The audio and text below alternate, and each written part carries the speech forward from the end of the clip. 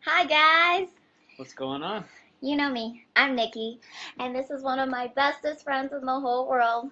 His name is Shawn, and we actually went to college together. Want to tell them how we met?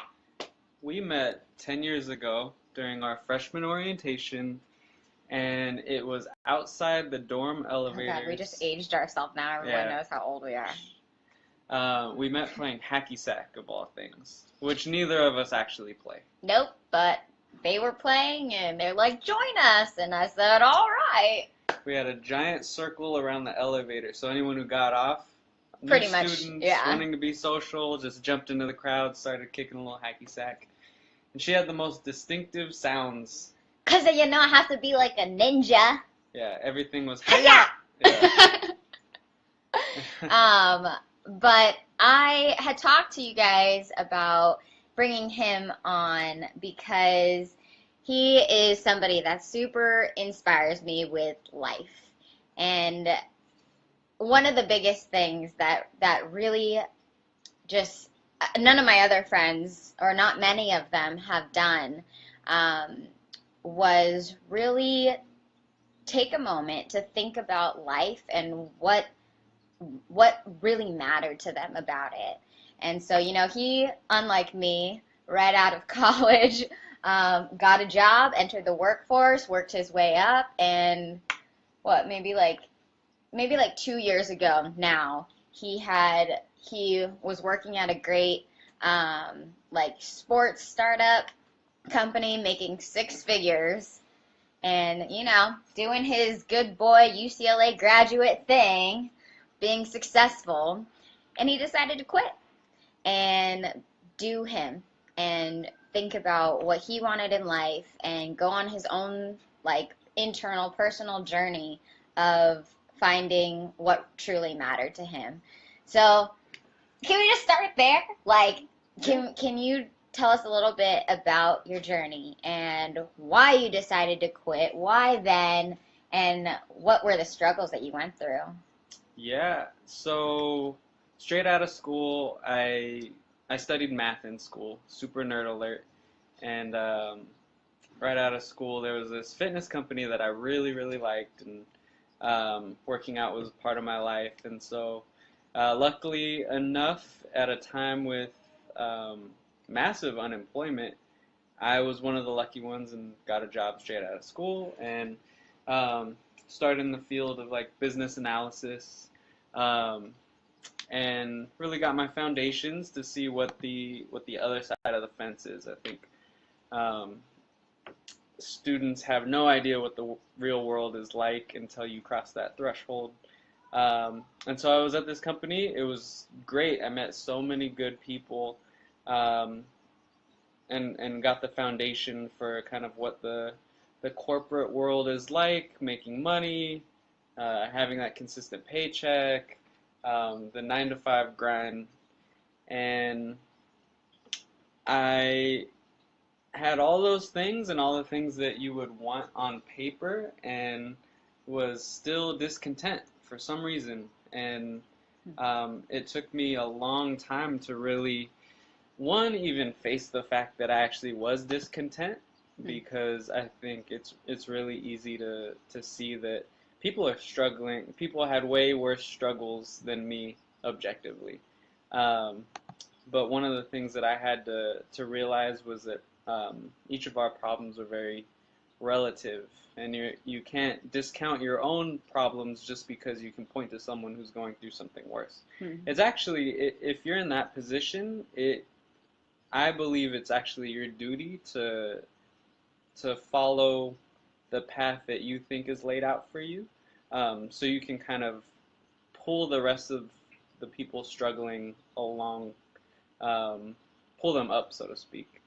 And so, yeah, like Nikki said, I kind of went internal and did a lot of soul searching, and realized that I had a lot of unanswered questions for myself. And so I About started life?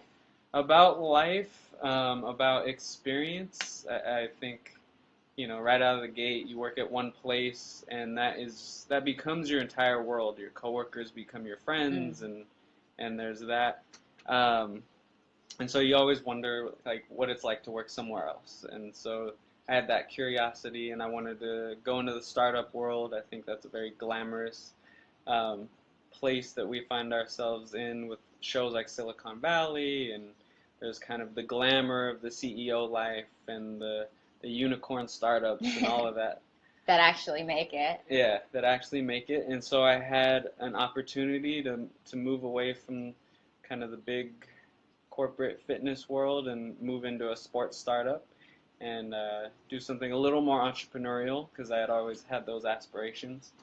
And so I moved on to the next thing, and lo and behold, you know, after a couple months of the change is great and new and fun and exciting, new people, I still had to grapple with that same kind of, I would call it a void. There was something like a missing piece. Yeah, a missing piece for sure. And I tried to fill that missing piece by doing things tangential. And so working in nonprofits and volunteering has always been something that was a part of my life. And so I decided to go back to that. And while I was working the corporate jobs, dedicating a ton of time and energy with this nonprofit that I'm a huge supporter of.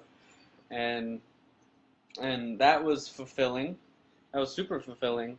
But I felt like my personalities were split amongst these things. There was the side of me that was the 9-to-5 kind of corporate guy, paycheck making guy, and then there was a side of me that was giving back and doing something fulfilling and doing something that really kind of made me feel alive.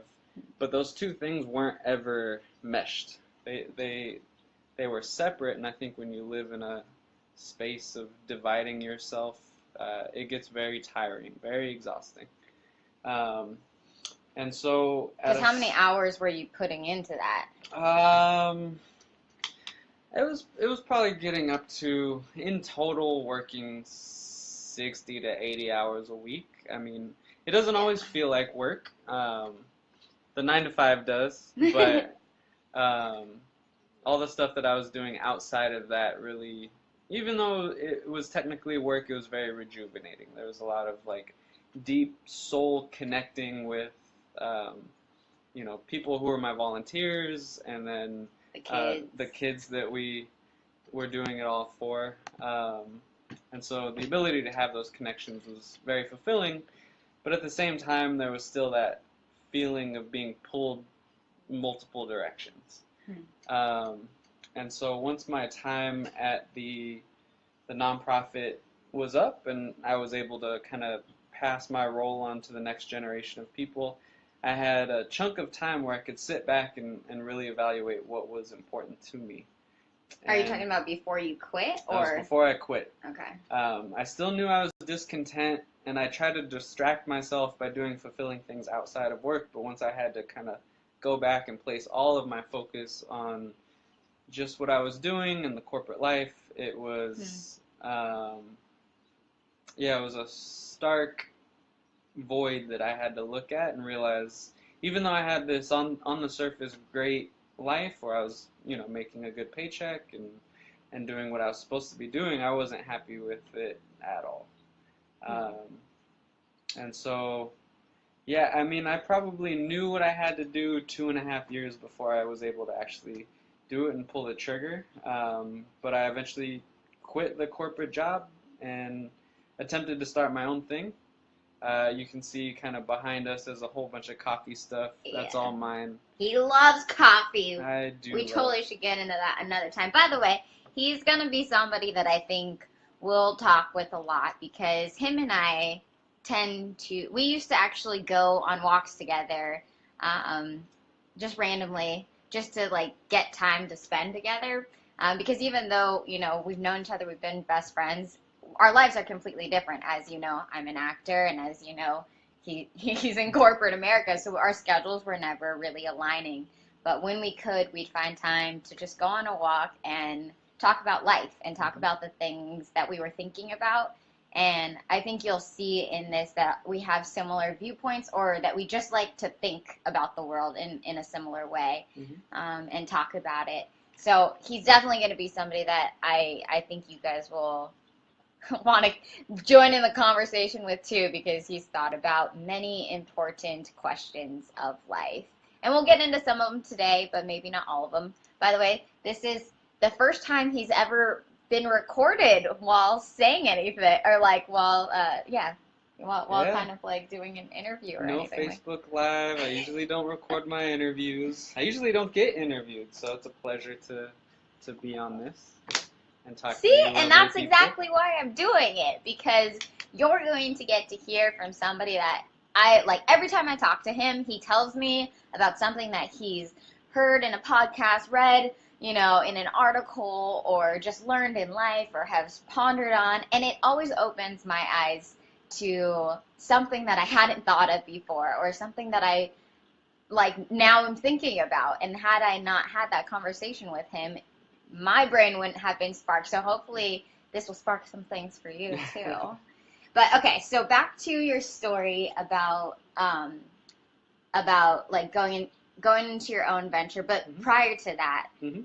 the biggest thing that I think a lot of people, and maybe you yourself have experienced it, where you felt this pull to make a change in something, and you knew it didn't feel quite right, but if you were to make the change, there would be instability and unpredictability, and it's scary. And honestly, you did one of the scariest things by quitting your job and going into a place where you knew you didn't have income coming in every single day, or, every week or every 2 weeks or something like Mhm. that. And I think that's the biggest thing that people struggle with. It's just that scary moment to actually make the decision. So what like got you to actually do it? Because I think people always have wanted to, like a lot of people have that feeling like, man, I wish I could just do what I really wanted to do. I wish Mhm. I could just experience, something else, but they're just too afraid to do it. So how did you push yourself over that limit and over that line to actually get yourself to do it?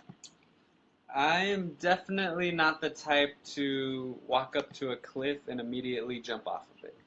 He's a business analyst. That's the correct term. That is the correct term. So he analyzes everything in life. Yeah, probably to my detriment. Um, I like it because I'm an emotional person. I just feel yeah, like we a flow. offset each other Yeah. really well. Like, I didn't even think about it. I just did it. And he's I'm like, the brain, she's the heart. Yeah. Yeah. Um, but at the same time, you might have a lot of brains, but you still have to listen to your heart. And but there is a way to kind of make sure that both of them are on the same page. I think acting completely irrationally is probably not in my strong suit. And so I did a lot of things to kind of prepare myself for that final jump. Um, just getting outside of my comfort zone. And really, um, that had a lot to do with my own framing of instability. I think people look at instability as something inherently bad, and I, through my lens, think instability is everywhere, and it really is an internal kind of how you look at unstable circumstances that determines how you're going to get through them. So yes, not having a weekly paycheck is technically unstable, but at the same time, people go through the 9 to 5 and think that they're just going to keep getting their paychecks, when in reality, a business can go out of business, let you go. And so there's kind of this artificial stability that people tend to buy in. Um, and I wanted to do something. I kind of have the belief that the only thing I can control is myself and my outlook on life. The external circumstances are always going to change, and you're always going to have to deal with those. And so I wanted to train my personality to get more comfortable in uncertainty. And so You just changed the framework of how you viewed instability. yeah, and that I had a lot of teachers along the way. This isn't kind of unique What to kind me. of teachers are you talking about? There's the kind of Tim Ferrisses of the world, and so he has a lot of really good practical advice.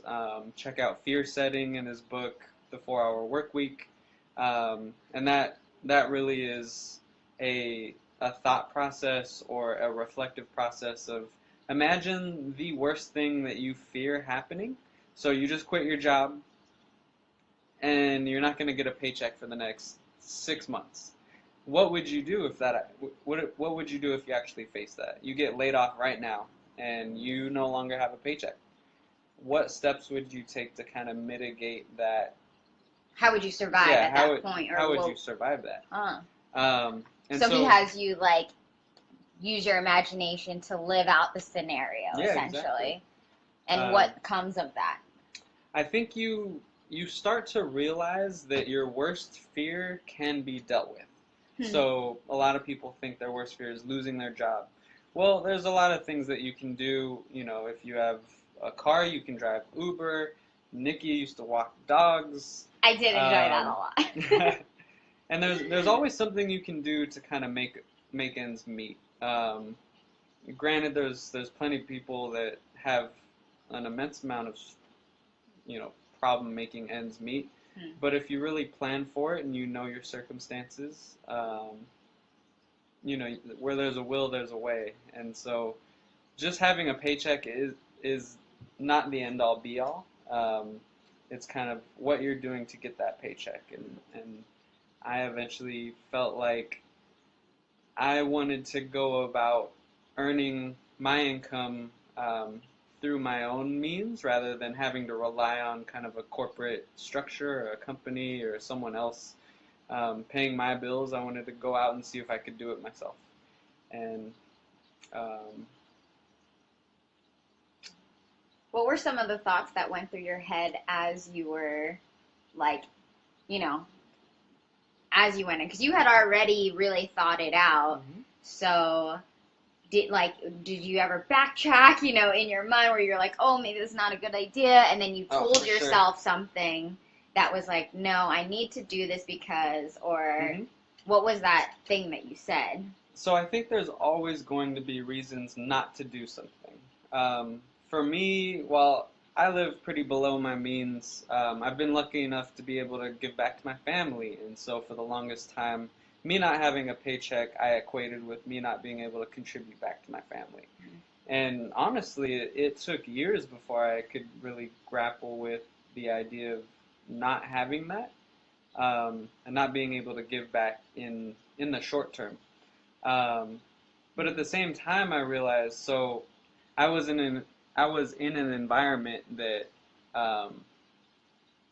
to put it lightly, I just didn't like the people around me. I didn't think the people around me were a positive influence, and more importantly, I didn't like who I was when I was around the environment that I was in.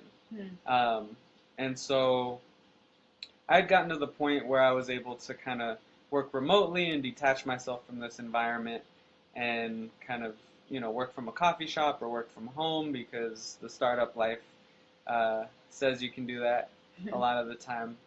But really the line in the sand that I drew was that if I was forced to go back to that environment, I knew that was a deal breaker for me.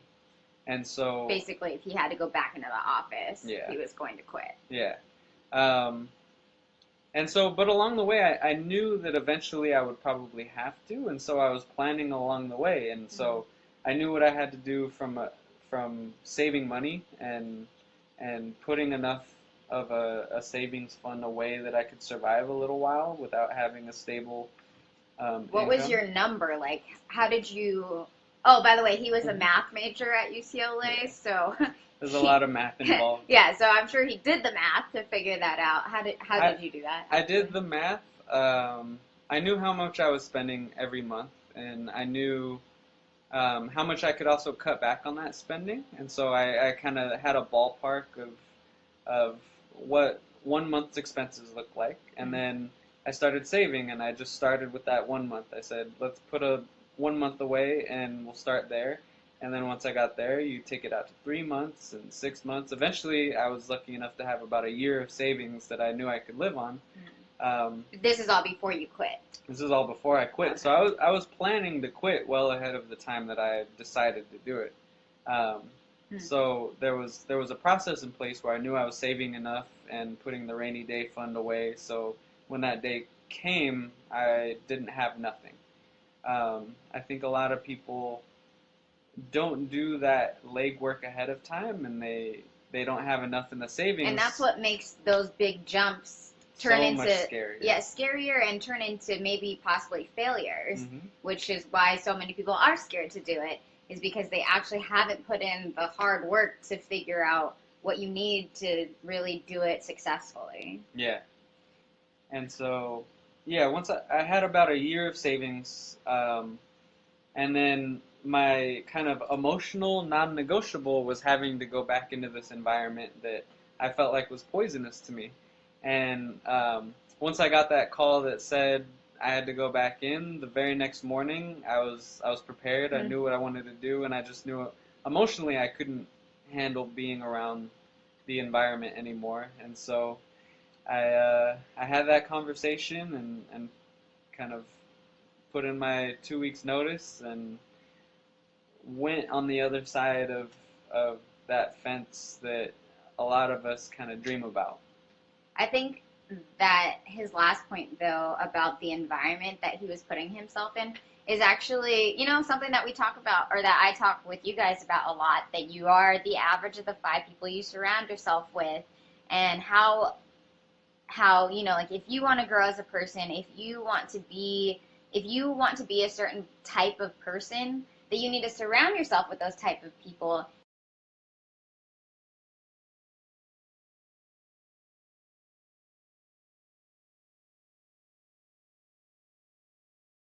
Okay, let's connect. Oh, okay, it's back on. We're back. But when you're around people that don't make you feel good, they aren't helping you become the person that you want to be. It's a poisonous thing, and it makes you feel bad. It makes you maybe feel depressed. It makes you feel unhappy and unsatisfied with life. Definitely. And so making that change to put yourself, because you think about it, if you work in a job where you're spending time with the same people for really long hours of the day, sometimes you end up spending more time with your coworkers than you do with your significant other, or the people that you actually are choosing to spend, that you want to spend your life with. Yeah. And that can be very poisonous to yourself.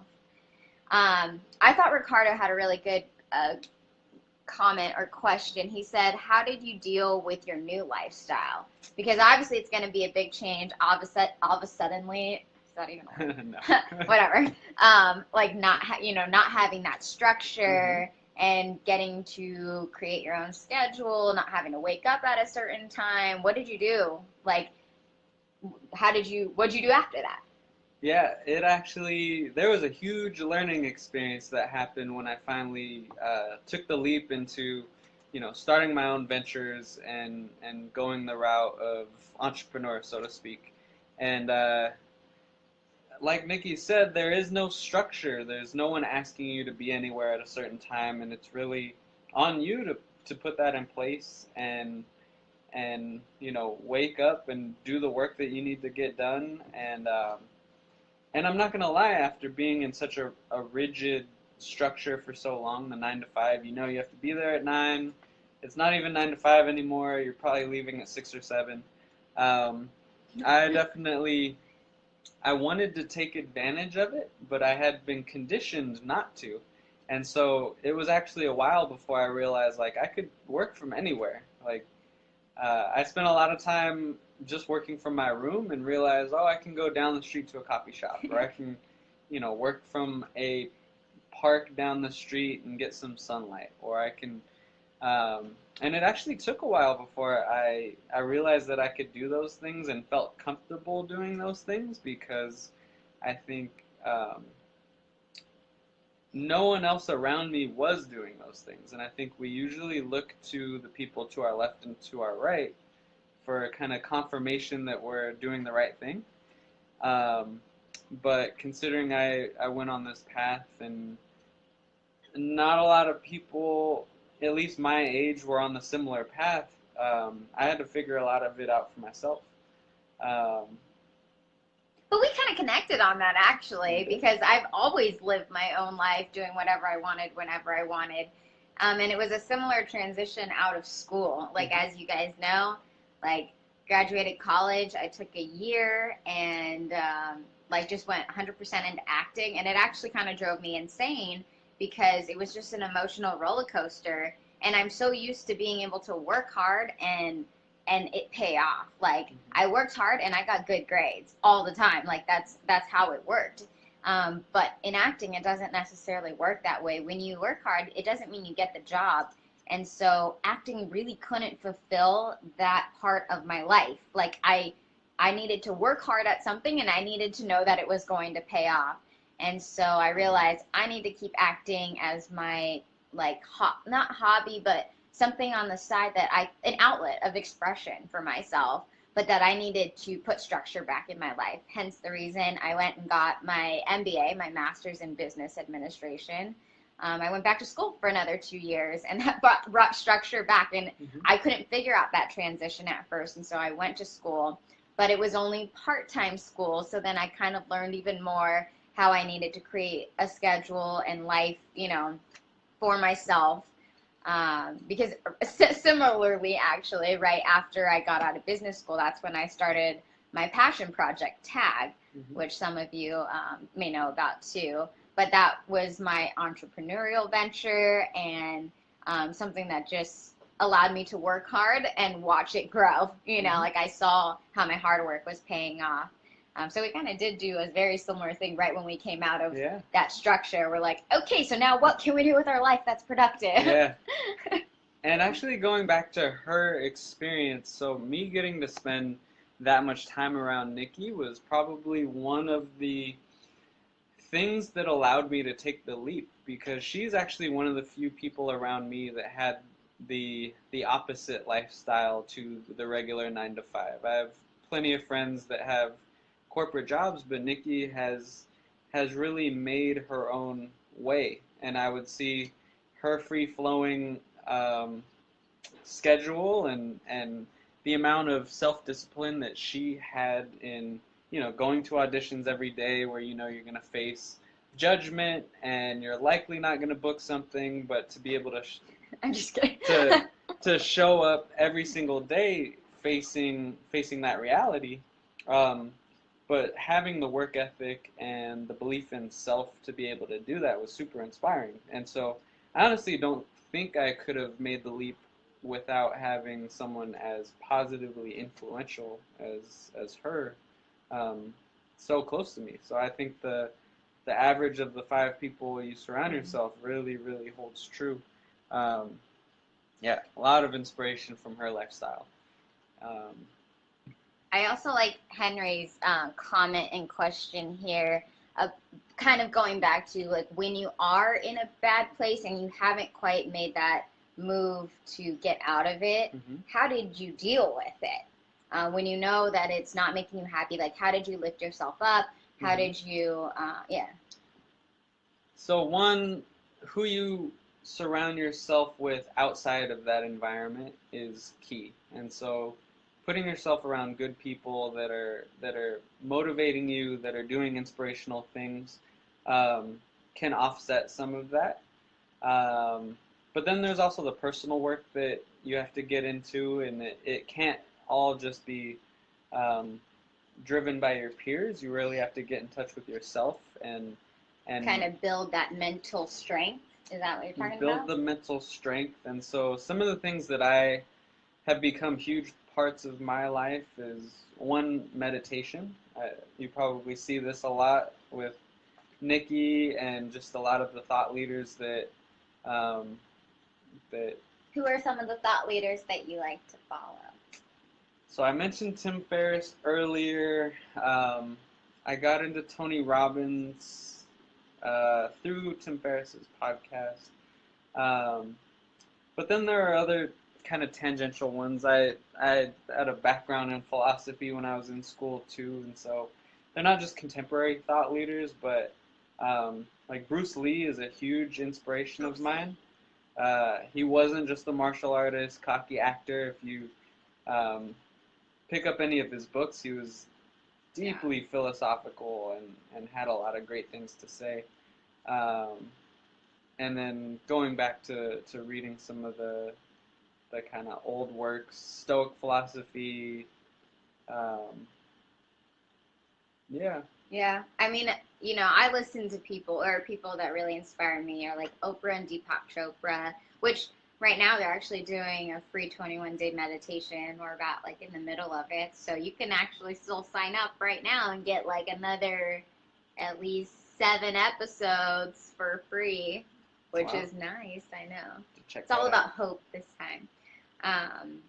But actually, a couple years ago, we went to a meditation retreat in San Diego. It was in San Diego called Deer Park Monastery. Yeah. And you literally go and like camp out, and you basically live life with the monks there, and you eat what they eat. They eat vegan, and then you learn to meditate with them. Like they literally like wake up super early in the morning, walk up a big hill, like 4:30 in the morning, super early. So it's like it's still dark outside, and they wake you up essentially, so you can go up a hill and then close your eyes. She makes it sound a lot worse than it actually is. Well, okay, back then it was rough for me because I hadn't really experienced meditate. Like I didn't really get it back then. You got thrown into the deep end. There weren't meditation apps and things like that at the time. And I was like, this is crazy. I can't believe that we're waking up early to go like basically sleep sitting up. Yeah.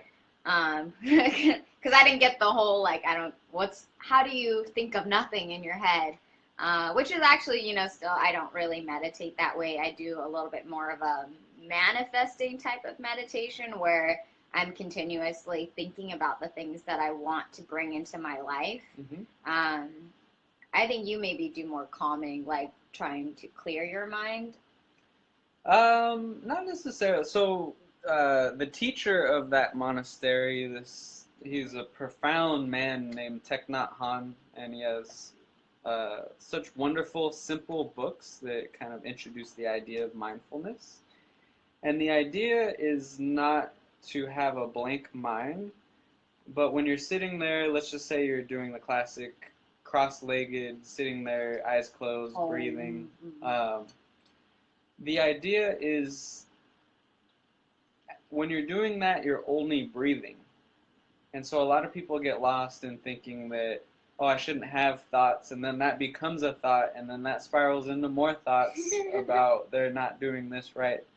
But really, the only thing that you're supposed to be doing is realizing it's taking that third-person point of view of like, oh, I'm having thoughts right now, but I should be breathing, and coming back to doing only the in and out of the breath.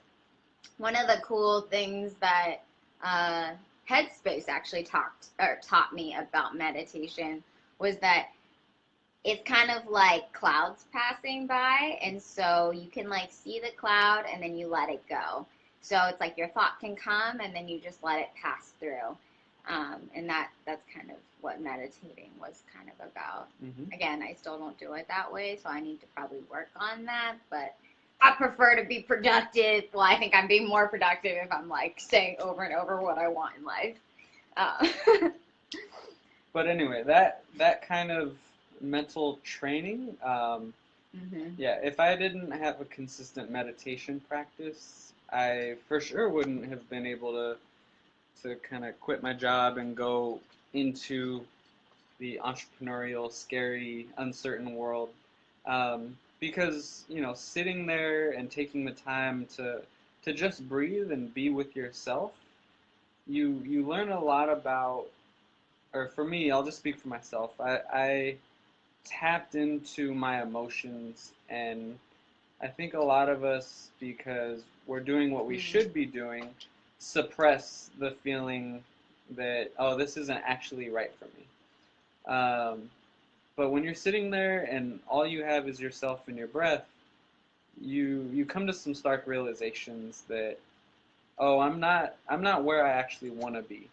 And for me just taking that time with myself early in the morning and in a quiet environment with no distractions, I was able to see that clearly and see that, oh, this life path wasn't where I wanted to go, and I can take steps now to change that, or I can be very unhappy in the future. And I decided to take steps to change that. And also another practice that I noticed he would do every morning is he would journal. And I think you learned that. What was that book that you learned it from? The Artist's Way. The Artist's Way. Yeah. It was on our bookshelf. It wasn't my book. It was my book that I actually still haven't read. Yeah. I will. And so it was a very strange story how I came across this book, but I had a free morning to myself, and I was just kind of walking around the apartment aimlessly, and I looked at our bookshelf, and there's a whole bunch of books that aren't mine, and so I just wanted to see what was on the shelf, and I came across this book called The Artist's Way, A Spiritual Guide to Creativity, I think the subtitle's called. And when I was younger, I used to draw all the time, and art and drawing and creating were huge parts of my life that I really hadn't focused on in a long time. And so I thought, oh, maybe I should, crack this book open. And the author's name is escaping me, Julia something. I'll look it up later. But one of the practices that she has in this book of kind of reclaiming your creativity is something she calls morning pages.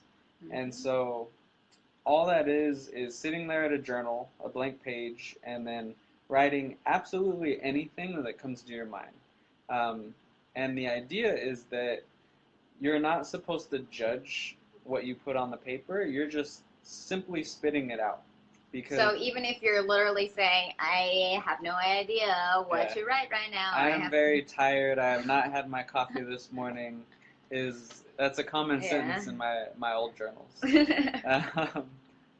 But what this allows you to do, so the way she frames it is that we all kind of have that internal editor, that little voice in our heads that tells us what we should be doing. Mm-hmm.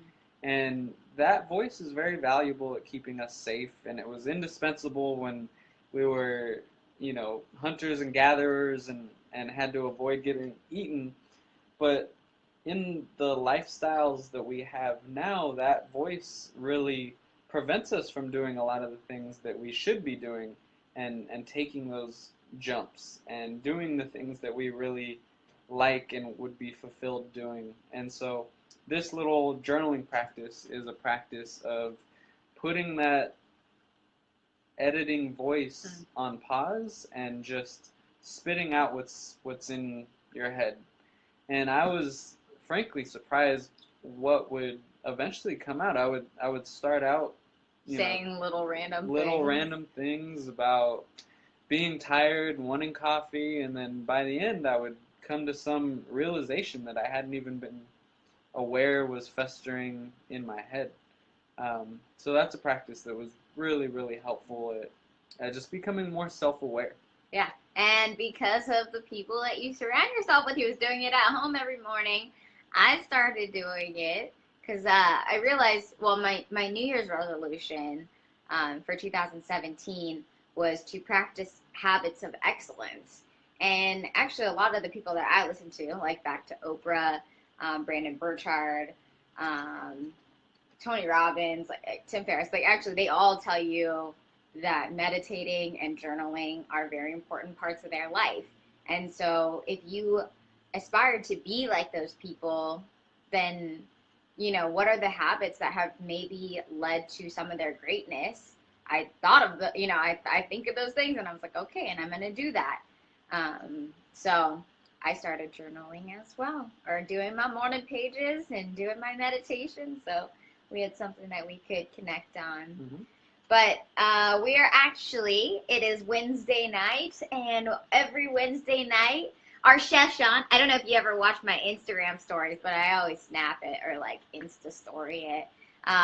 He cooks our whole house dinner, usually a steak dinner. Usually steak. And it's really good. But we're about to go to dinner now, or we're about to continue cooking our meal tonight. But Shawn's going to come back on again because we have so many other awesome topics to talk about. I can't, like, I don't even want to get into it because this podcast, or this, it's not even a podcast, this interview thing could go on for literally hours. Because that's what we do all the time. We just start talking and then we walk and talk. Yeah, we just continue to talk and it can go on for hours. So we got to go. But it's been really fun talking with you guys. Yeah. And I'm so happy that you got to meet Shawn. Isn't he awesome? I love him. And yeah, we'll see you guys soon. Bye, guys. Happy Wednesday night. Happy Wednesday.